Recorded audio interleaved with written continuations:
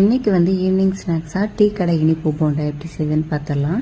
இதுக்கு ஒரு ஜாரில் 2 ஏலக்காய், ஒரு 3/4 கப்பு ஜீனி எடுத்து நல்லா துருவிட்டு ஒரு பவுலில் சேர்த்துக்கிறேன். அதே கப்புக்கு 1 கப்பு வந்து மைதா மாவு சேர்த்துக்கிறேன்.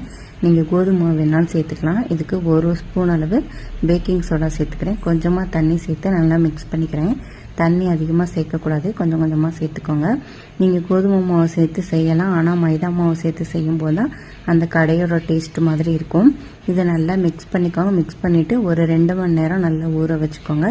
இப்போ கொஞ்சமாக தண்ணியில் இந்த மாதிரி கையை விட்டுட்டு நம்ம மாவு அந்த மாதிரி எடுத்து போடும்போது மாவு வந்து கரெக்டான ஷேப்பில் இருக்கும். ஸோ இந்த மாதிரி வந்து போடணும்.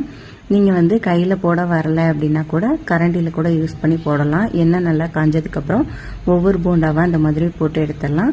அடுப்பை வந்து கொஞ்சம் ஸ்லோவாக வச்சுக்கோங்க, இல்லைன்னா வெளியே கருகிடும், உள்ளே வேகாது. ட்ரை பண்ணி பாருங்கள். பிடிச்சதை லைக் பண்ணி சப்ஸ்கிரைப் பண்ணுங்கள்.